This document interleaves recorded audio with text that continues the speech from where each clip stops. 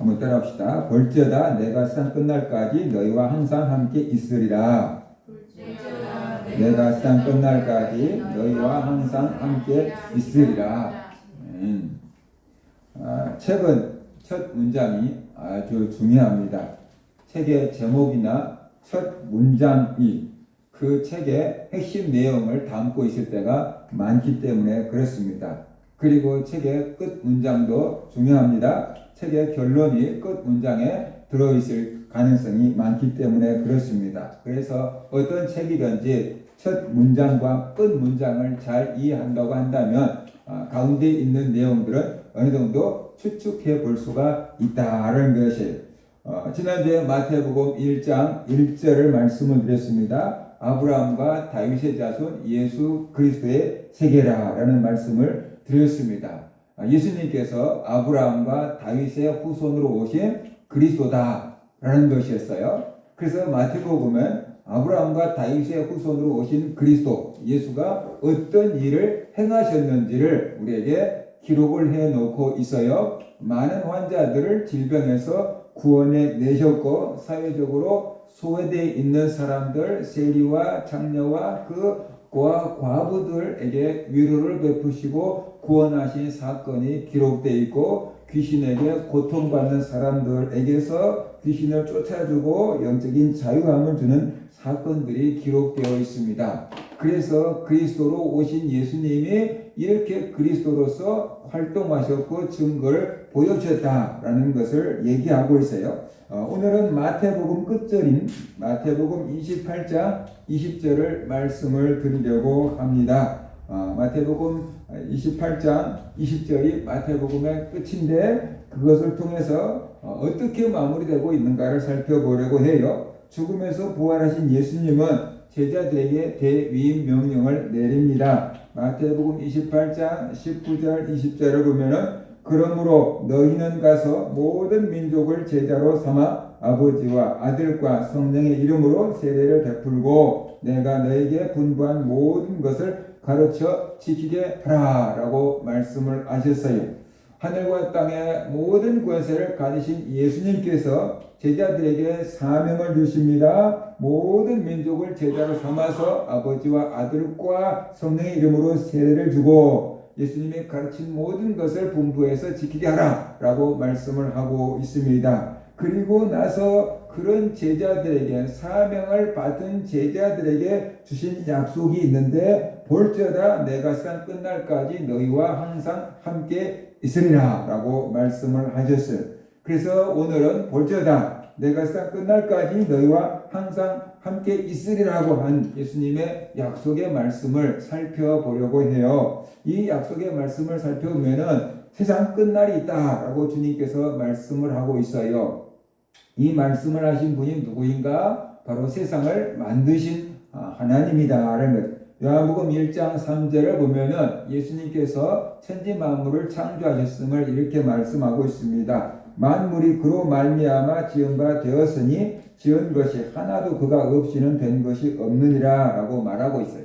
골로새서 1장 16절에도 만물이 그에게서 창조되되 하늘과 땅에서 보이는 것들과 보이지 않는 것들과 혹은 왕권들이나 주권들이나 통치자들이나 권세자들이나 만물이 다 그로 말미암고 그를 위하여 창조되었다라고 말하고 있어요. 성부 하나님께서 천지를 창조하셨다라고 사람들은 많이 알고 있어요. 그런데 예수님이 천지를 만드셨다라는 것은 좀 의아해하는 분들도 있어요. 우리는 삼위일체 하나님을 믿잖아요. 예수님도 바로 창조주다라는 것을 우리가 알아야 돼요. 예수님이 천지 만물을 만드셨어요. 세상을 시작하게 하셨어요. 그런데 그 예수님이 말씀하십니다. 세상 끝날이 있다라고 말씀하고 있어요. 세상의 시작이 있었던 것처럼 세상의 끝날이 있다라고 말하고 있어요. 근데 시작점을 모르는 사람들은 끝날 점도 몰라요. 그래서 윤회한다 그러는 거예요. 계속 뱅뱅타가 도는 거예요. 시작을 모르니까 끝을 모를 수밖에 없는 거예요. 그런데 세상을 시작하신 예수님께서 세상에 끝날이 있다라고 말씀했어요. 그러니까 우리는 세상이 영원히 계속될 것처럼 생각하면은 안 된다.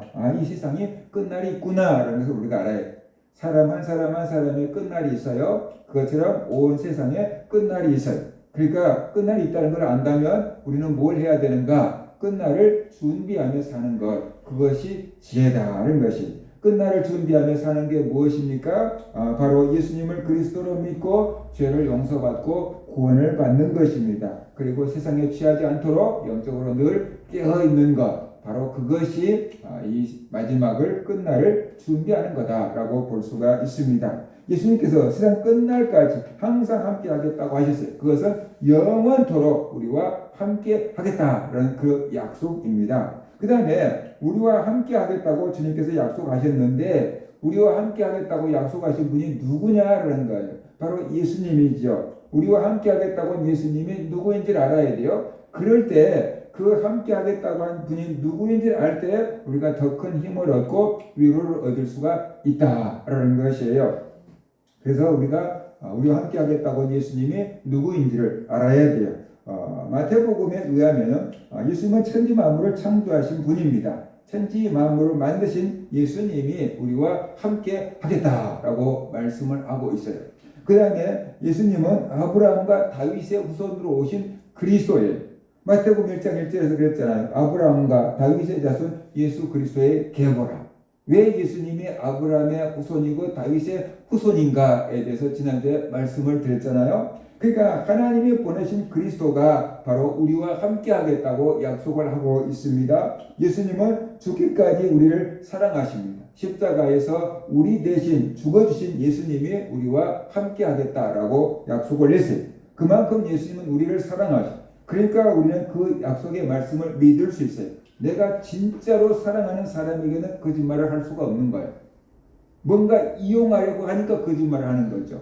진짜 사랑한다면 거짓말을 할 수가 없어요. 그래서 우리는 예수님이 죽기까지 우리를 사랑하셨기 때문에 그 예수님의 말씀을 우리는 믿을 수가 있다는 것입니다. 그 다음에 예수님은 죽음을 이기고 다시 살아나신 분입니다. 생명의 주인입니다. 예수님은 십자가에 못 박혀 죽은 지 3일 만에 다시 살아나셨어요. 그 예수님, 사망 권세를 이기신 부활하신 그 예수님이 우리와 함께 하겠다라고 약속을 하셨어요. 그리고 예수님은 하늘과 땅의 모든 권세를 가지신 분입니다. 마태복음 28장 18절 예수께서 나와 말씀하시어 이르시되 하늘과 땅의 모든 권세를 내게 주셨으니 라고 말씀을 했어요.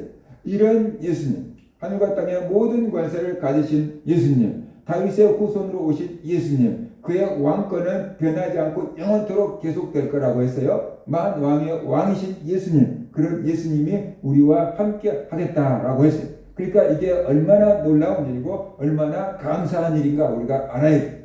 구청장이 우리와 함께 한다 그래도 좀 힘이 있을 거예요. 예전에 어떤 분이 우리 교회 와가지고 저한테 그럽니다. 제 형이 그 서울시 의원이에요. 그럽니다. 자기 친형이 서울시 의원이래요. 자기가 의원만큼 어깨를 딱 펴고 자기가 서울시 의원이라고 얘기를 해요. 그런데 이혼하고 아들 혼자 키우면서 외롭게 새들어 살고 있으면서 그렇게 어깨를 당당히 펴고 저한테 와서 자기 형님이 서울시 의원이라고 그렇게 얘기해요. 자기가 가락시장에서 일하고 있는데 거기를 한번 날 보고 오라고 깡패처럼 그래서 안 간다 그랬어요. 그랬더니 우리 교회 안 오더라고. 자기 형님이 서울시 의원이니까 그렇게 대단한 권세같이 그렇게 얘기를 하더라고요. 국회의원이 나와 함께 해준다 그러면 어떻겠어요? 얼마나 더 어깨에 힘을 막 주고 살겠냐라는 거예요. 그런데 천지 만물을 만드신 하나님 우리와 함께 하겠대요.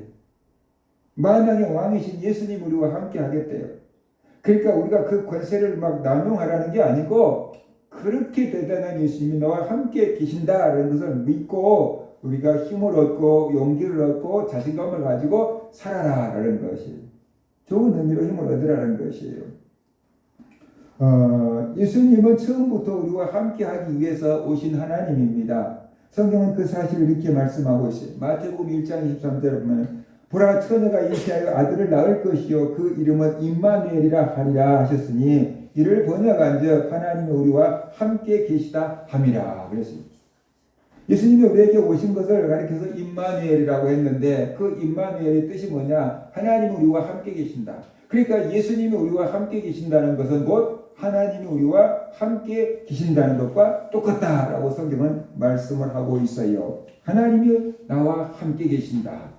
그렇게 지금 약속하고 계신 거예요. 아, 하나님이 나와 함께 계시구나. 그것을 우리가 믿어야 됩니다. 어떻게 함께 하실까요? 예수님은 우리와 함께 하시겠다고 약속하셨어요. 그런데 우리 눈에 예수님이 보이는 것은 아니에요. 그래서 예수님이 함께 계신다는 것을 믿지 못할 때가 많습니다. 그러면 예수님은 어떻게 우리와 함께 계실까? 우리가 성경을 보면은 예수님은 하나님 우편에 보좌에 앉아 계신다 그래요. 스데반이 순교할 때 하나님 보좌 우편에서 서 계신다 그래요. 예수님은 하나님 보좌 우편에 계시는데 그 예수님이 우리와 함께 계신다. 장소적이고 물질적인 개념으로 이해하려면 좀 안 돼요. 어떻게 하늘에 계신데 우리와 함께 계신다고 해? 라고 생각할 수 있어요. 예수님은 성령과 말씀을 통해서 우리와 함께 계시는 겁니다. 요한복음 14장 16절 18절 보면 이렇게 말씀을 하고 있어요. 내가 아버지께 구하겠으니 그가 또 다른 보혜사를 너에게 주사 영원토록 너희와 함께 있게 하시리니 그는 진리의 영이라. 세상은 능히 그를 받지 못하나니 이는 그를 보지도 못하고 알지도 못함이라. 그러나 너희는 그를 아나니 그는 너희와 함께 거하시며 또 너희 속에 계시겠음이라. 내가 너희를 고아와 같이 버려두지 아니하고 너희에게로 오리라 라고 말씀했어요. 그러니까 진리의 영, 예수님이 길이요 진리요 생명인데 그 진리의 영, 성령을 우리에게 보내셔서 영원토록 우리와 함께 하겠다라고 지금 말씀을 하고 있어요. 예수님은 성령을 통해서 우리와 함께 계십니다. 예수 그리스도를 믿을 때 성령이 우리의 마음에 들어오셨고 그 들어오신 성령님을 통해서 예수님이 우리와 함께 계신다라는 것이. 그리고 요한복음을 보면 예수님은 말씀이라 그랬잖아요. 그 말씀이신 예수님께서 말씀을 통해서 우리와 함께 계신다라는 거예요. 근데 우리는 육체적으로 눈에 보이는 가시적인 예수님이 우리와 함께 계신다고 한다면 제자들처럼 예수님 우리와 함께 계시지, 배도 우리와 함께 타고 계시지, 이렇게 알 수 있을 거예요. 그런데 예수님께서 성령을 통해서 우리 안에 와 계시기 때문에 우리는 예수님이 우리 안에 계신지 못 느끼고 살 때가 많고, 말씀을 통해서 계시기 때문에 예수님이 우리와 함께 계신다는 것으로 깨닫지 못할 때가 많다는 것이. 예수님은 항상 우리와 함께 하겠다고 약속을 하셨어요. 육체를 가진 사람은 시간과 공간의 제한을 받을 수밖에 없어요. 그렇기 때문에 아무리 마음으로 원한다고 할지라도 항상 함께 있을 수가 없어요. 그런데 예수님은 성령을 통해서 우리와 함께 계신다. 저와도 함께 계시고 여러분과도 함께 계시고 이 땅에도 함께 계시고 미국 땅에서도 함께 계실 수가 있다. 그 왜? 영은 시간과 공간을 초월하기 때문이다. 그래서 우리가 알아야 돼요. 그래서 예수님께서 제자들과 함께 계신 것보다 떠나가는 것이, 그리고 성령을 보내주시는 것이 제자들에게 더 유익하다라고 말씀하신 거예요. 예수님이 이 땅에 계신다면 육체의 한계에 머무를 수밖에 없어요. 그런데 예수님이 떠나가시고 성령을 보내시면 시간과 공간의 한계를 초월해서 모든 성도들의 마음 가운데 계실 수 있기 때문에 내가 떠나가는 것이 너에게 더 유익하다라고 말씀을 하신 거죠. 그러면 예수님이 우리와 함께 계신다는 것이 어떤 의미인가? 우리와 교제를 나누겠다라는 뜻이에요. 요한계시록 3장 20절에 보면 볼지어다 내가 문 밖에 서서 두드리노니 누구든지 내 음성을 듣고 문을 열면 내가 그에게로 들어가 그로 더불어 먹고 그는 나로 더불어 먹으리라. 유대인들은 식사를 통해서 교제를 한 거예요. 한국 사람도 친해지려면 어떻게 돼요? 같이 밥을 먹으면서 친해지잖아요. 그것처럼 예수님께서 우리 안에 들어오시고 우리가 주님 안에 있는다라는 것이에요. 예수님은 우리를 사랑하십니다. 그래서 우리와 함께 교제 나누기를 좋아하십니다. 주님께서 우리와 함께 계신다는 것은 우리와 교제를 나누겠다라는 뜻이에요. 함께 있는데 교제를 전혀 하지 않으면 어떻게 돼요? 굉장히 어색할걸요? 주님께서 우리와 함께 계시겠다. 그래서 우리와 교제를 나누겠다라고 말씀하고 계십니다. 그 다음에 우리와 함께 계셔서 우리를 도와주겠다. 특별히 우리가 하나님이라는데 복음을 전하는데 도와주겠다라고 말씀하고 있어요. 마태복음 10장 18절에서 20절이면 또 너희가 나로 말미암아 총독들과 임금들 앞에 끌려가리니 이는 그들과 이방인들에게 증거가 되게 하려 하심이라. 너희를 넘겨줄 때에, 재판에 넘겨줄 때 어떻게 또 무슨 말을 할까 염려하지 마라. 어떻게 변호해야 되지? 걱정하지 마라. 그때 너에게 할 말을 주시리니 대답할 말을 주시겠다는 거예요. 말하는 이는 너희가 아니라 너희 속에서 말씀하신 이 곧 너희 아버지의 성령이시니라. 그게 말씀하고 분명히 제자들이 말해요. 그때 말하는 이는 너희가 아니고 너희 속에 계신 하나님 아버지의 성령이다 라고 말하고 있어요. 그러니까 우리 안에 계신 성령님께서 대답할 말을 주실 거라는 거예요. 그러니까 무엇을 말할까 걱정하지 마라 라고 말하고 있어요. 예수님은 밖에 가운데서도 하나님의 일을 할 수 있도록 도와주시겠다 라고 말하고 있어요. 그런데 사도행전을 보면은 진짜로 그런 일이 벌어지잖아요. 베드로와 요한이 성전 미문에 있는 안전뱅이를 이렇게 세웠어요. 많은 사람들이 베드로와 요한을 주목하고 따라다닙니다. 유대 종교 지도자들의 시기 질투하고 베드로 요한을 잡아서 가둡니다. 그건 너희가 무슨 자격으로 왜 사람들을 가르치느냐라고 묻습니다. 그럴 때 베드로와 요한이 말하지요. 너희들 하나님 앞에서 너희들의 말을 들은 게 옳으냐 하나님 말씀을 들은 게 옳으냐라고 이렇게 대답을 합니다. 사도행전 4장 13절 14절 보면은 그런 대답을 듣고 이스라엘 정교 지도자들이 놀랬다라고 말하고 있어요. 그들이 베드로와 요한이 담대하게 말함을 보고 그들을 본래 학문 없는 범인으로 알았다가 이상히 여기며 또 전에 예수와 함께 있던 줄로 알고 또 병 나은 사람이 그들과 함께 서 있는 것을 보고 비난할 말이 없는지라 라고 말하고 있어요. 그러니까 원래 베드로와 요한은 시골서 고기 잡는 어부 출신들이고 공부를 많이 한 사람들이 아니에요.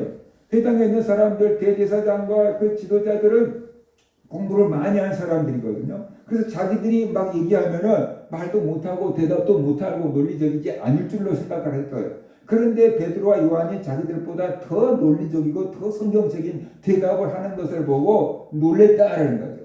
그러면 예수님의 말씀을 보고 사도행전에 있는 말씀을 보면은 베드로와 요한이 이렇게 대답할 수 있는 것은 자기들이 대답한 게 아니고 그들 속에 계신 누가 성령님께서 대답할 말을 주셨다는 것이죠. 핍박 가운데에서도 복음을 전할 수 있도록 주님께서 대답할 말을 주셨던 것입니다. 학문을 많이 한 사람들도 할 말이 없게끔 주님께서 막으신 거예요. 그러니까 복음을 전하는 가운데 제자들과 함께 하시고 전할 말씀을 주시고 대답할 말씀을 주시겠다. 그러기 위해서 주님께서 함께 계시겠다라고 말하고 있다. 이것을 우리가 알아야 돼요. 그리고 제자들에게 모든 사람들에게 나가서 족속국도를 제자 삼으라고 하셨잖아요. 예수님이 이렇게 사명을 줘서 제자들을 파송을 하는데 가서 니네들끼리 복음을 전하고 수많은 영혼들을 구원해라 라고 파송하고 끝난 게 아니고 파송한 제자들과 주님께서 함께 가시겠다는 거예요. 함께 가시겠다. 그래서 제자들을 혼자 보내신 게 아니고 예수님이 함께 가시고 제자들 혼자 덩그러니 일하라고 한 게 아니고 제자들과 함께 일하겠다라고 주님께서 약속을 하신 것입니다. 예수님은 우리와 함께 계시며 우리를 통해서 일하신다. 우리에게 일을 맡겨놓고 우리 혼자 힘쓰고 애쓰고 일하라고 내버려두고 뒷짐지고 계시는 분이 아니고 우리에게 일을 주시고 사명을 주시고 그 일을 감당하도록 우리와 함께 계시고 일을 감당하도록 건강과 지혜와 능력을 주시는 분이다. 이런 것을 우리가 알아야 해요. 그래서 우리가 일하는 것 같지만 하나님이 우리를 통해서 일하신다. 내가 일한 것 같지만 주님께서 나를 통해서 일하신다. 그거예요. 그것을 우리가 알아야 돼요. 모르겠어요. 세상 노래를 작곡한 사람들은 어쩔지 모르겠지만 복음성가를 작곡한 사람들은 그런 얘기를 합니다. 하나님께서 자기에게 그 음감을 준다는 거예요. 음악을 전공하지 않는 사람도 음악을 막 만들어내는데 하나님께서 자기에게 그런 영감을 주신다는 거예요. 그 주신 것을 어떻게 돼요? 받아 적은 거예요. 그러니까 사실 작곡가라고 작곡자 뭐 이렇게 나와 있지만 실질적인 작곡자와 작사가는 성령님인 거예요. 근데 하나님께서 그 사람을 통해서 일하시는 거예요. 그 사람을 통해서 하나님께서 영광 받으시려고 찬양을 작사하게 하고 찬양을 작곡하게 하고 부르게 하고 그 영광을 받으시는 거예요. 찬양을 부르는 사람들도 있잖아요. 어떻게 저렇게 좋은 목소리를 가지고 태어나서 어떻게 저렇게 아름다운 노래를 부를 수 있을까? 부러운 사람들도 있잖아요. 그런데 그렇게 아름답고 좋은 목소리를 주신 분도 하나님인 거예요. 하나님께서 그 사람을 그렇게 쓰는 거예요. 예전에 유명한 찬양가 가수가 있었어요. 자기가 찬양을 부르면 그 찬양을 듣고 암 환자도 고쳐졌다고 와서 고맙다고 인사를 했어요. 그러니까 찬양을 부르고 나면 사람들이 막 병이 고쳐졌다고 와서 막 자기한테 고맙다고 인사를 하는 거예요. 그러니까 처음에는 아이고 하나님이 하신 것이죠 라고 했는데 자꾸만 그런 사람들이 많아지다가 보니까 나중에 이제 진짜 내가 찬양을 잘하는가 보다, 내가 능력 있는가 보다, 그런 생각이 자기도 모르게 그냥 쑥 들어왔어요. 그렇게 들어오니까 그 다음부터 몸이 아파갖고 노래를 못 부른 거예요. 목이 이상해져가지고 노래가 안 나와요. 아무리 노래를 하려고 해도 노래가 안 나와요. 병원에 가서 보니까 후두암이 걸려버린 거예요. 그 노래를 할 수가 없는 거예요. 그러니까 자기는 오직 탤런트가 그거고 오직 그걸로 하는 경험을 누리고 있었는데 이제 제일 중요한 노래를 딱 할 수가 없게 돼버리니까 얼마나 고통스러웠겠어요. 그래서 금식하고 철야하고 매달리고 기도하고 그렇게 기도했는데 옛날 음성이 들렸대요. 저기 서당동에 가면 어떤 교회 사모님이 계시는데 그 사모님한테 가서 기도를 받으라고 그랬대요. 그래서 그 음성을 듣고 진짜로 서당동으로 온 거예요.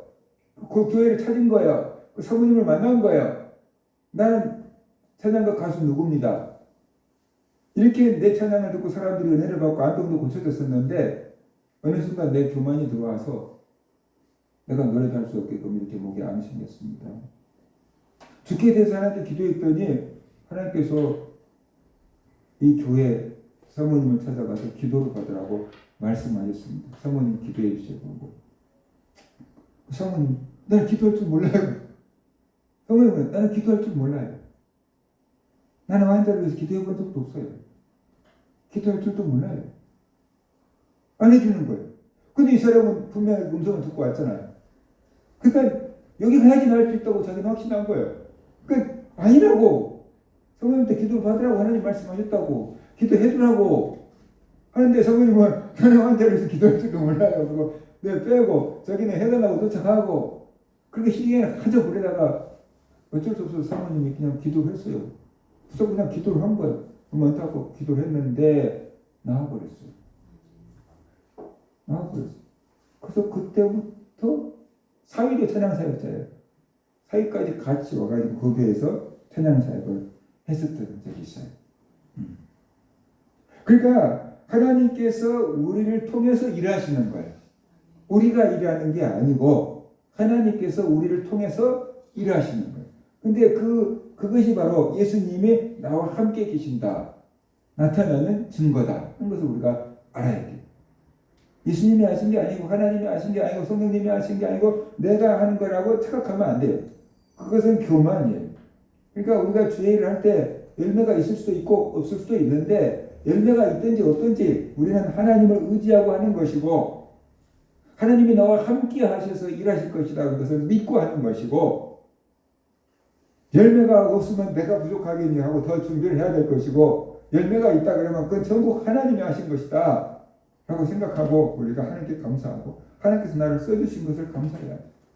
저 형님도 기도 많이 할 때 있었잖아요. 환자들이 많이 고쳐져. 근데 그 형님이 하시는 소리가 하나님께서 나를 써주시니까 참 감사해 그러는 게. 하나님께서 나를 써주셔서 참 감사해 그러더라고요. 내가 이렇게 많은 환자를 고쳤어 그리고 간증도 하지만 그 하는 소리가 결국 그거예요. 하나님께서 나를 써주시니까 참 감사해 그러는 거예요. 하나님 나를 쓰시는 거예요. 하나님이 여러분을 쓰시는 거예요. 여러분이 위대한 일을 엄청난 일을 해야지만 하나님이 쓰시는 게 아니고 작은 일 가운데에도 말 한마디 가운데에도 다른 사람을 위로할 수 있고 힘을 줄 수 있고 믿음을 갖게 할 수 있잖아요. 하나님께서 여러분을 쓰시는 거예요. 하나님께서 여러분을 쓰시는 여러분이 갑자기 누구를 생각나서 기도해 줄 수도 있잖아요. 우리 성도들 갑자기 생각나서 기도해 줄 수도 있잖아요. 근데 하나님께서 그것을 여러분을 쓰시는 거예요. 그렇게 기도하라고 쓰시는 거예요. 우리가 하는 게 아니고 하나님이 우리를 쓰시는구나 하는 것을 우리가 알아야 돼요. 우리 집에 우리 여러분들에게 좋은 핸드폰 있잖아요. 최신형 핸드폰 있잖아요. 그런데 문제는 여러분이 쓰지 않으면 핸드폰은 작동이 안 돼요. 여러분이 스위치 켜고 뭔가 작동을 시켜야지 작동이 되는 거지. 그렇지 않으면 꺼져 있어요. 그죠? 배터리 아끼게 됐다고 꺼져 있잖아요. 근데 우리가 켜고 뭔가를 눌러야지 작동이 되잖아요. 우리가 성능이 좋은 핸드폰 같은 존재예요. 하나님께서 우리를 작동시켜야지 생명을 살리는 도구로 써지는 거예요. 그렇지 않으면 그냥 죽은 채로 가만히 있는 거예요. 근데 하나님께서 우리를 작동을 시키면 우리가 어떻게 돼요? 생명을 살리는 도구가 될 뿐이에요. 모세의 손에 지팡이가 있었는데 그 모세가 하나님을 만나기 전에 그 지팡이는 그냥 양을 치는 지팡이에요. 광야에서 그냥 마른 나무 하나 만들었을 것이고 그 갖고 양이 이렇게 치고 다니는 그 지팡이니까 양 털도 묻었을 것이고 흙도 묻었을 것이고 모세의 손때도 묻었을 거고 땀 냄새도 났을 거예요. 그런데 모세가 하나님을 만나고 나니까 그 지팡이가 성경에 뭐라 그래요? 그 지팡이를 하나님의 지팡이라고 해요. 모세의 지팡이라고 안 해요. 하나님의 지팡이라고 해요. 그리고 그 지팡이라고 애굽 바로 왕을 만나서 계속 기적을 행한 거예요. 그러니까 하나님을 만나기 전에는 그게 그냥 지팡이였어요. 그냥 뭐라고 해야 되려나? 그냥 나뭇가지였어요. 그냥 이렇게 볼 수 있어요. 그냥 나뭇가지. 근데 하나님을 만나고 나니까 모세가 그 지팡이를 들고 일하니까 그 지팡이가 뭐가 됐어요? 하나님의 지팡이가 됐어요. 하나님이 새로운 지팡이를 갖다 주면서 하나님이 지팡이라고 쓰라고 하신 게 아니에요. 그냥 모세가 평상시에 들고 다닌 지팡이에요. 근데 그 지팡이가 하나님의 지팡이가 돼서 기적을 행했다니까요. 세상에서 볼 때 우리가 보잘것 없을 수 있지만 하나님께서 우리를 쓰시면은 우리가 하나님의 도구가 되는 거예요. 하나님께서 우리를 사용하실 때 하나님의 도구가 되는 거예요. 생명을 살리는 도구가 되는 거예요.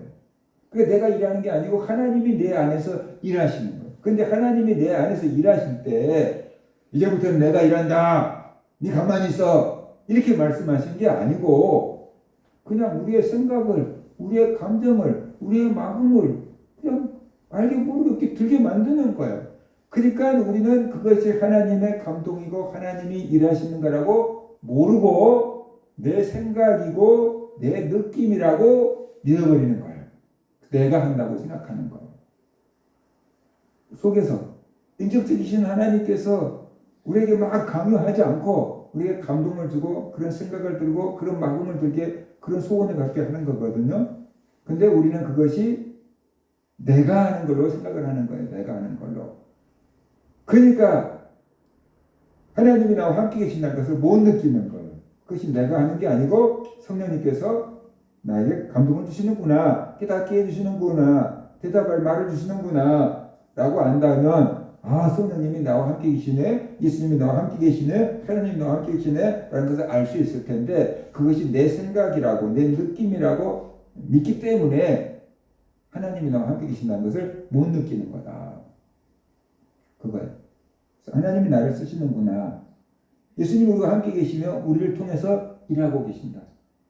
우리가 찬양을 하고 우리가 반주를 하고 우리가 하나님 말씀을 가르치고 우리가 기도를 하고 우리가 전도를 하고 교회 봉사를 하고 그러는데 그게 하나님께서 우리 안에서 우리를 쓰시는 거예요. 하나님께서 우리를 쓰시는 거예요. 그러니까 내가 하는 거라고 생각하지 말고 하나님께서 나를 통해서 일하시는구나 라고 우리가 생각할 수 있기를 주의 이름으로 축원합니다. 하나님 우리와 함께 계신다고 할 때 우리가 오해를 많이 해요. 예수님이 우리와 함께 하시면 내 뜻대로 되고 아무런 어려움도 없어야지 라고 생각을 해요. 이런 생각을 하기 때문에 예수님이 너와 함께 계신다는 것을 자꾸만 우리가 다 흘려보내는 것이에요. 현실이 그렇지 않잖아. 우리가 예수를 믿고 하나님 일을 하고 그래도 현실적으로 어려움이 있잖아요. 경제적으로 어려움이 있잖아요. 몸이 아프잖아요. 인간관계가 꼬이잖아요. 교회도 부흥되지 않잖아요. 가정에도 속썩인 사람이 있잖아요. 회사에서도 마음에 안 드는 사람이 있잖아요.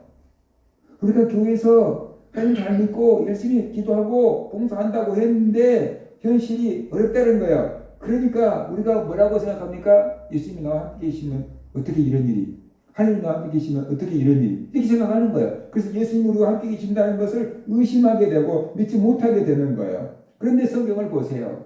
제자들이 예수님을 모시고 함께 배를 타고 갔는데도 그 배가 어떻게 하죠? 풍랑을 만났어요. 예수님과 함께 해도 풍랑이 있을 수 있다는 거예요. 예수를 믿고 열심히 신앙생활 해도 어려움 당할 수 있다는 거예요. 그런데 문제가 뭡니까? 풍랑을 만났는데 예수님께서 그 풍랑을 어떻게 해요? 잔잔케 해주시는 거예요. 풍랑이 없는 게 아니고 풍랑 가운데에서도 예수님이 함께 하시고 예수님께서 풍랑을 잔잔케 해주신다라는 것이에요. 바울과 실라는 귀신을 쫓아내줬는데 좋은 일 했는데 그것 때문에 고소당해가지고 매를 맞고 깊은 지하 감옥에 갇혔어요. 그들이 하나님을 찬송하고 기도했는데 감옥 문이 열리고 기적이 일어나죠. 그래서 간수와 그의 가족들이 다 구원받는 역사가 일어났죠. 우리가 생각하기에 예수님이 함께 계신다 그러면 귀신을 쫓아내야 그거 당연하지. 능력이 나타나서. 그 다음에 예수님이 함께 계신다면 절대로 감옥 가면 안 되죠. 감옥 안 가게끔 예수님이 지켜줘야 되죠. 그런데 예수님이 함께 계시는데 그들이 억울하게 감옥에 갔다는 거죠. 매 맞았고 감옥 지하 깊은 감옥에 갇혔다는 거예요. 그런데 그 속에서 예수님은 어떻게 돼요? 간수와 그 가족을 구원할 역사를 일으키고 계신다는 거예요. 그러니까 우리가 생각하는 형통함과 예수님이 생각하는 형통함이 다르다. 우리가 생각하는 예수님이 함께하는 삶과 예수님이 약속하신 예수님이 함께하는 삶이 조금 다를 뿐이에요. 그러니까 우리의 잘못된 생각을 고치지 않는 한은 평생 예수님이 우리와 함께 계신다는 것을 못 느껴요. 우리의 생각을 주장하지 말고 예수님의 시각으로 우리가 우리의 삶을 해석해야 돼요. 그럴 때 예수님이 어려운 가운데서 함께 계신다는 것을 알게 된다는 것입니다. 바울을 로마로 호송하던 배가 풍랑을 만났어요. 파손했어요. 배가 완전히 다 깨졌어요. 물건 다 버렸어요. 간신히 목숨만 건졌어요. 하나님의 은혜로, 그것도 하나님의 은혜로 목숨만 건졌어요. 그런데 그로 인해서 메리데 섬에 이게 도착하게 됐고 그 섬에 있는 사람들을 다 구원하게 됐는데 그게 섬에 도착하니까 섬 사람들이 불쌍해가지고 모닥불을 피워줬잖아요. 바울이 너무 추우니까 바닷물에 빠졌다가 나왔어요. 얼마나 추웠겠어요. 나뭇가지를 모닥불에다가 더 집어넣었어요. 그런데 나무 속에 추워서 들어가 있던 뱀이 나와서 바울의 손을 물고 데려오는 대로 하고 있는 거예요. 그러니까 섬 사람들이 생각하잖아요. 저 사람은 살인자구나. 바다에서는 구원을 받았지만 공의가 살지 못하게 하는구나. 뱀에 물려서 죽는 거구나. 얼마나 나쁜 짓을 졌길래 그럴까. 사람을 죽였겠지. 이렇게 생각한 거예요. 그런데 바울이 자기 손을 물고 있는 뱀을 띄어서 불에다가 던지니까 뱀이 타서 죽었을 거 아니에요. 사람들이 조금 있으니까 바울이 막 붓고 막 죽을 줄 알았는데 바울이 멀쩡하거든요. 그러니까 사람들이 신이 임했다. 신이다 저거. 뱀에 독사에 물려도 죽지 않은 걸 보니까 신이다. 그러면서 바울의 말을 듣고 따르고 예수를 믿고 구원을 받는 놀라운 역사가 일어나잖아요. 그러니까 예수님이 함께 할 때도 어려움은 있어요. 그런데 모든 것이 합력해서 선을 이루게 하신다. 로마서 8장 28절 우리가 알거니와 하나님을 사랑하는 자 곧 그 뜻대로 부르심을 입은 자들에게는 모든 것이 합력하여 선을 이루느니라 그랬어요. 그런데 그 선을 이룬다는 게 육체의 선을 이룬다는 게 아니고 영적으로 선을 이룬다. 영적으로 선을 이룬다. 하나님의 나라를 위해서 선을 이루게 하신다. 그렇게 우리가 이해를 해야 됩니다. 천국으로 인도를 하시고요. 천국의 주인공들이 되게 합니다. 예수님이 함께 하겠다고 했어요. 제자들은 거의 다 순교했어요. 천국의 주인공들이 됐어요. 그런데 순교할 때 그냥 순교하는 게 아니잖아요. 십자가에 거꾸로 못 박히기도 하고 막 그러잖아요. 엄청난 고통을 당하면서 순교해요. 그런데 그 고통을 견뎌낼 수 있도록 주님께서 함께 계셔서 그들에게 힘과 능력을 주시는 겁니다. 그래서 순교하는 겁니다. 그렇지 않으면 그 자리에서 포기하고 내려왔을 겁니다. 그래서 제자들이 예수님 안에서 다 순교자가 되고 천국의 주인공들이 된 것이죠. 그러니까 예수님이 나와 함께 하신다면 어려움이 하나도 없어야 돼. 예수님이 나와 함께 계신다면 내 뜻대로 다 돼야 돼. 그렇게 생각하면은 그것은 주님이 약속하신 게 아니에요. 우리가 그렇게 믿고 싶을 뿐이에요. 주님이 하신 약속은 주님이 우리와 함께 계셔도 세상 사람과 똑같이 먹어야 되고 세상 사람과 똑같이 자야 되고 세상 사람과 똑같이 일해야 되고 세상 사람과 똑같이 병들고 세상 사람과 똑같이 어려움 당해요. 그런데 문제가 뭐냐면 그 가운데서 우리를 도와주실 분이 있고 지켜주실 분이 있고 인도해 주실 분이 있고 천국까지 데려가실 분이 있다는 거예요. 그 모든 것이 합력하여 선을 이루실 분이 있다는 거예요. 그러니까 큰 안목으로 그렇게 인도해 주신다는 거예요. 그것이 주님께서 우리와 함께 계시는 거다는 것을 우리가 알아야 됩니다. 예수님 우리와 함께 계시는 것을 믿을 때 어떤 유익이 있을까요? 평안을 누릴 수가 있어요. 부모들의 마음은 늘 자녀들에게 있어요. 학교를 보내도 이것이 학교에서 사고 치지 않고 공부를 잘하나 걱정해요. 그죠? 일터를 보내도 회사에서 잘 적응하고 있을까? 회사 사람들과 잘 어울려서 일하고 있을까? 인정받고 있을까? 늘 걱정해요. 심지어 결혼을 시켜도 저것들이 잘 살 수 있을까? 어려움은 없을까? 싸우지는 않을까? 그런 걱정을 하며 살아요. 그런데 자녀들은 이런 부모님의 마음을 잘 모르죠. 부모님들의 마음이 늘 자기에게 있다는 것을 잊어버리고 살아요. 살아가기가 힘드니까 매일매일 내게 주어진 일을 하다가 보면 부모님들의 마음이 자기에게 있다는 걸 잊어버리고 살죠. 예수님과 우리의 관계가 그런 것 같아요. 예수님의 마음은 늘 우리들에게 있어요. 예수님은 늘 우리와 함께 계셔요. 그런데 우리는 그것을 모를 때가 많아요. 하루하루 사는 게 너무 바빠서 예수님을 생각할 겨를도 없이, 하나님 말씀 생각할 겨를도 없이 살 때가 많아요. 예수님이 나와 함께 계신다는 것을 믿지 못하고 살 때가 많아요.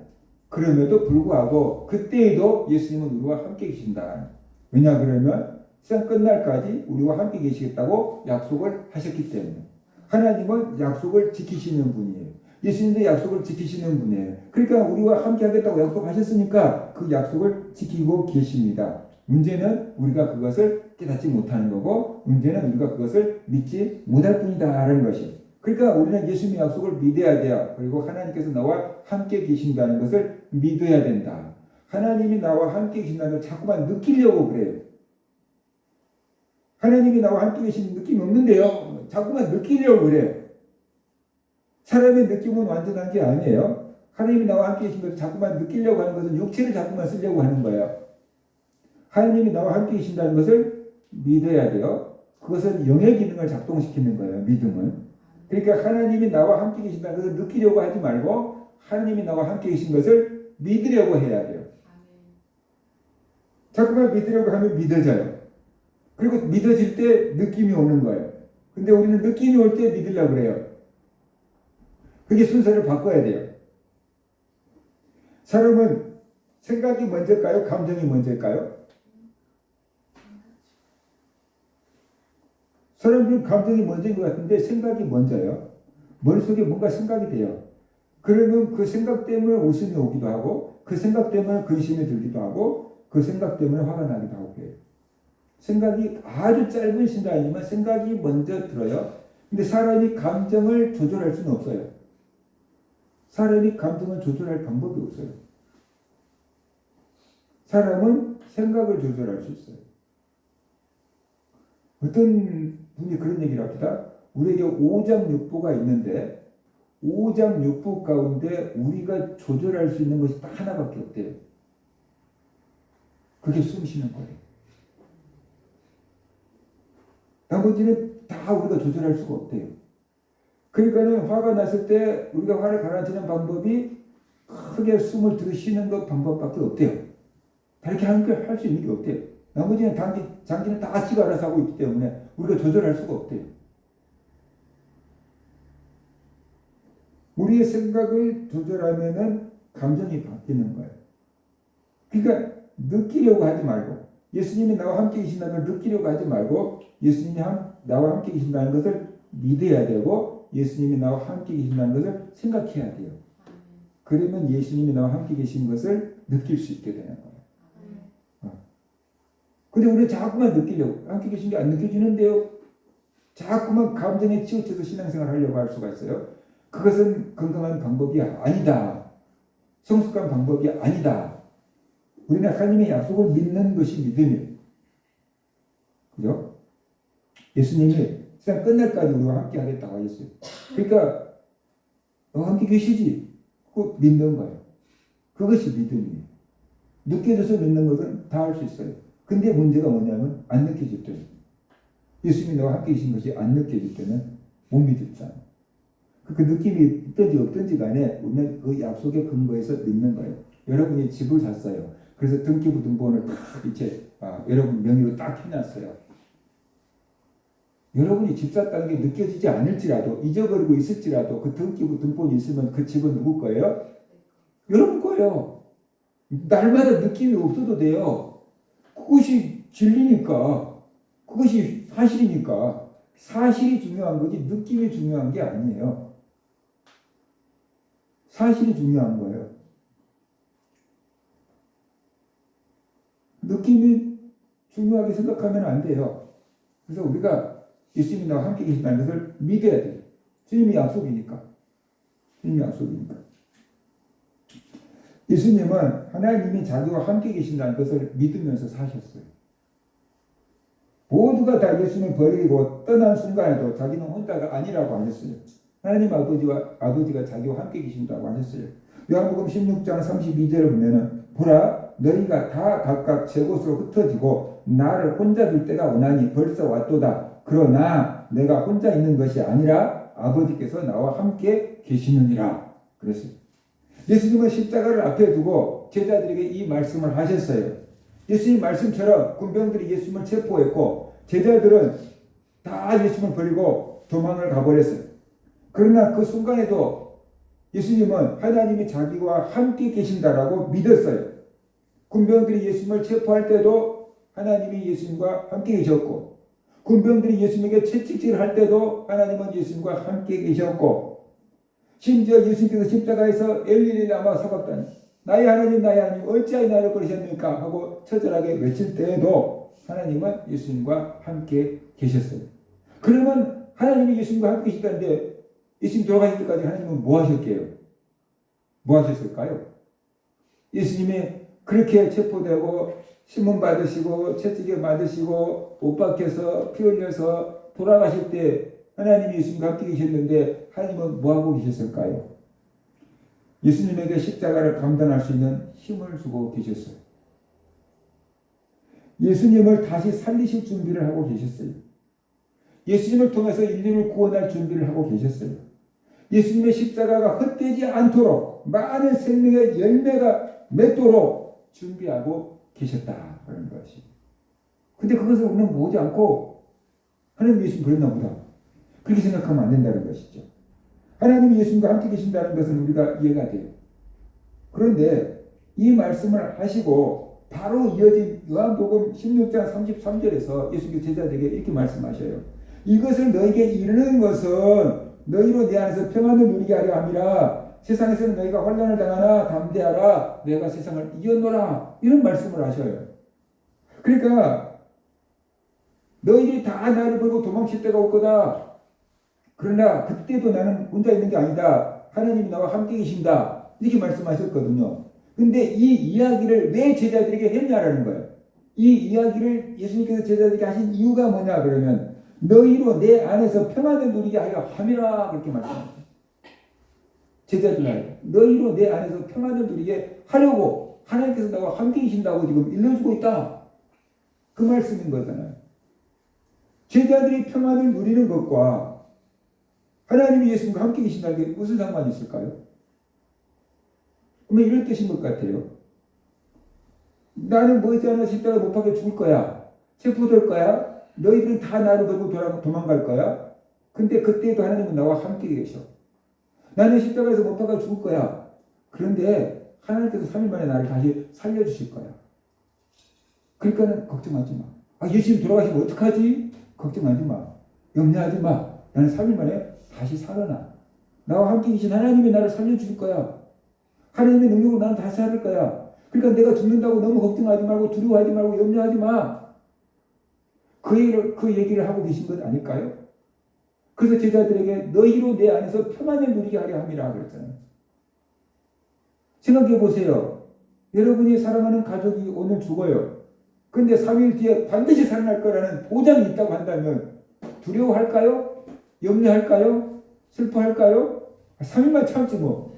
그러지 않겠어요? 그 예수님께서 하시는 말씀이 그거 같아요. 나는 죽을 거야. 그 제자들은 예수님 들어가시면 어떡해? 우리는 도대체 뭘 하고 살아야 돼? 이런 생각을 하고 있을 텐데 그런데 예수께서 하나님이 나와 함께 계신다. 3일 만에 다시 살아날 거다. 그러니까 이걸 알다고 한다면은 너희는 염려하지 않을 거고 걱정하지 않고 불안하지 않을 거야. 너희로 내 안에서 평안을 누리게 하려 합니다. 나는 그런 평안이 있다. 나는 3일 만에 살아날 거를 믿기 때문에 나에게 그런 평안이 있다. 나의 평안 너희도 좀 누려. 이렇게 지금 말씀하고 계신 거다라고 볼 수가 있어요. 그래서 하나님이 예수님과 함께 계셨어요. 그래서 그 하나님이 죽은 예수님을 다시 살려내셨어요. 부활하게 된 거예요. 그런데 문제는 그 죽음을 이기고 부활하신 예수님이 제자들과 함께 하겠다는 거예요. 오늘 하신 말씀은 부활하신 예수님이 제자들에게 하신 말씀이잖아요. 사망 권세를 이기고 다시 살아나신 예수님께서 제자들에게 내가 세상 끝날까지 너희와 항상 함께 있으리라라고 말씀하고 있잖아요. 그러면 이제 제자들은 무슨 생각을 해야 돼요? 하나님이 예수님과 함께 계셔서 죽은 예수님도 살려내셨어요. 그런데 그 살아나신 예수님이 제자들과 함께 계셔요. 그러면 제자들이 어떻게 돼요? 어려움을 당해도 그 예수님께서 자기들을 지켜주고 그 예수님께서 자기들을 살려줄 것을 믿으라는 거예요. 그러면 너희가 뭐가 두렵겠니? 뭐가 걱정이겠니? 그런 얘기를 하고 계신 거예요. 복음을 전하다가 너희들이 감옥에 잡힐 수도 있어. 매를 맞을 수도 있어. 죽을 수도 있어. 근데 생명이신 예수님이 너희가 함께 있어. 너희를 살려줄 거야. 영원의 생명을 줄 거야. 천국으로 인도해 줄 거야. 천국의 상을 받게 해줄 거야. 걱정하지 마. 그래서 예수님 안에서 평안을 누리게 하려 함이라 라고 지금 말하고 있어요. 예수님께서 분명히 말씀하시잖아요. 세상에서는 너희가 환난을 당하나 그렇게 지금 말씀하고 있잖아요. 담대하라. 내가 세상을 이겨노라. 세상에서 제자들이 환난 당할 것을 예수님은 알고 계세요. 복음을 전하다가 보면 영적인 전쟁이 붙을 것이고 수없이 많은 환난을 당할 것을 예수님은 알고 계셔요. 그런데 어떻게 돼요? 담대하라 그렇게 말하잖아요. 담대하라. 왜? 내가 세상을 이겼노라. 세상을 이기신 예수님이 너희와 함께 계신다. 그러니까 담대하라. 너희들이 매를 맞든지 감옥에 갔든지 죽든지 예수님의 그 시야에서 벗어난 게 아니라는 거예요. 예수님이 너희를 버릴 게 아니라는 거예요. 예수님이 너희가 함께 계신다는 거예요. 다 하나님의 뜻을 이루는 과정일 뿐이라는 거예요. 그러니까 담대하라. 세상을 이기신 예수님이 너와 함께 계심을 믿으라. 그 얘기를 하고 있는 거예요. 예수님은 체포되고 채찍질당하고 십자가에 못 박힌 그 순간에도 제자들이 다 자기를 버리고 혼자 있는 그 순간에도 하나님이 자기가 함께 계신다는 걸 믿으셨어요. 하나님이 자기가 함께 계신다는 걸 믿었어요. 그렇게 삶을 살았어요. 그러니까 우리도 예수님을 닮아야 돼요. 우리가 힘들고 어려운 삶을 살아갈 때에도 예수님이 나와 함께 계신다는 것을 믿고 살아야만 된다는 것입니다. 사람들이 다 우리를 버릴지라도 예수님이 나와 함께 계신다는 것을 믿고 살아야만 된다라는 것이, 세상에서 환난을 당할지라도 예수님이 나와 함께 계심을 믿으라는 것. 그러면 환난을 견딜 수 있는 힘을 얻게 될 것이고 이길 수 있는 능력을 얻게 될 것이다. 그런데 하나님이 나를 버렸나 보다, 하나님 나를 잊어버렸나 보다 라고 생각하면 있던 힘도 다 빠지게 될 거예요. 그러지 않겠습니까? 하나님이 약속을 어긴 게 아니고 우리가 약속을 못 믿는 거죠.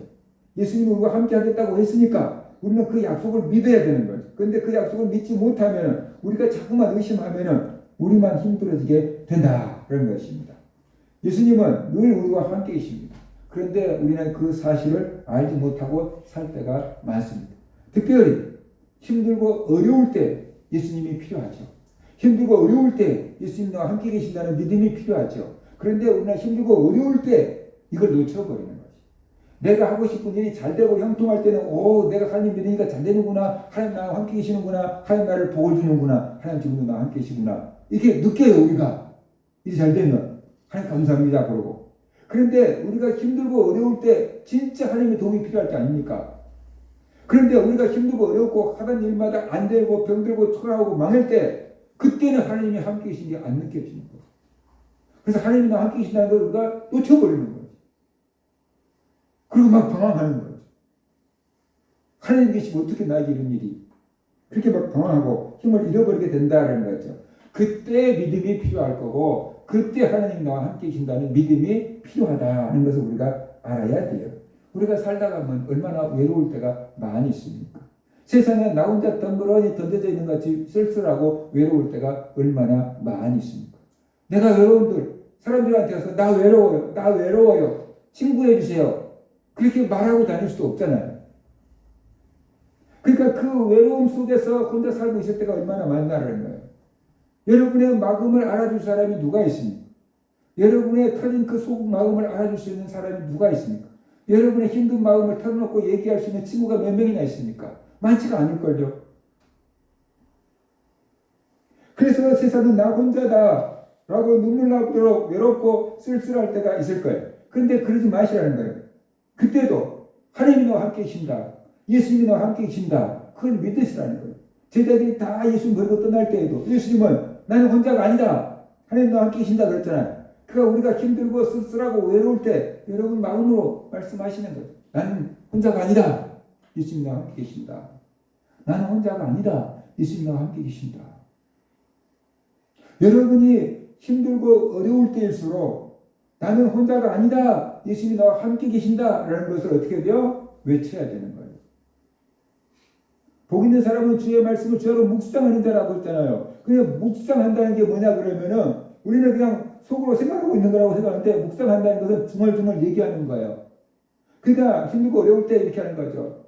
나는 혼자가 아니다. 예수님 나와 함께 계신다. 나는 혼자가 아니다. 예수님 나와 함께 계신다. 그렇게 우리가 중얼중얼 하는 거예요. 고백하는 거예요. 나는 혼자가 아니다. 예수님 나와 함께 계신다고 고백하는 거예요. 처음에는 이상할 수 있고 아무리 고백을 해도 예수님 나와 함께 계신다는 것이 안 믿어질 수 있어요. 그런데 자꾸만 나는 혼자가 아니다. 예수님 나와 함께 계신다. 나는 혼자가 아니다. 예수님 나와 함께 계신다는 것을 계속해서 우리가 중얼거리다가 보면은 어느 순간 나는 혼자라는 마음이 물러가고 예수님이 나와 함께 계신 것이 믿어지고 우리가 평안을 얻고 다음 때함을 얻게 될 줄로 믿습니다. 그러니까 우리 성도님들이 예수님의 말씀을 믿어야 돼요. 세상 끝날까지 너희와 항상 함께 하겠다고 했잖아요. 그러니까 못 믿은 것은 우리의 문제고 못 믿어서 손해본 것은 우리예요. 그러니까 우리가 믿어야 돼요. 예수님 언제나 우리와 함께 계셔요. 내가 믿든지 안 믿든지 우리와 함께 계셔요. 그 믿을 때 우리가 유익을 누릴 수 있어요. 특별히 힘들고 어려울 때일수록 나는 혼자가 아니다. 예수님 나와 함께 계신다. 육체적으로 볼 때는 세상적으로 볼 때는 나 혼자 있는 것 같지만 나는 혼자가 아니다. 예수님 나와 함께 계신다. 그것을 고백하고 중얼거리시기를 바랍니다. 그래서 세상을 이기신 하늘과 땅의 모든 권세를 가지신 예수님 여러분과 함께 계심을 믿고 그 안에서 힘을 얻고 능력을 얻어서 세상을 이기면서 살아가는 성도들 되시기를 주의 이름으로 축원합니다. 같이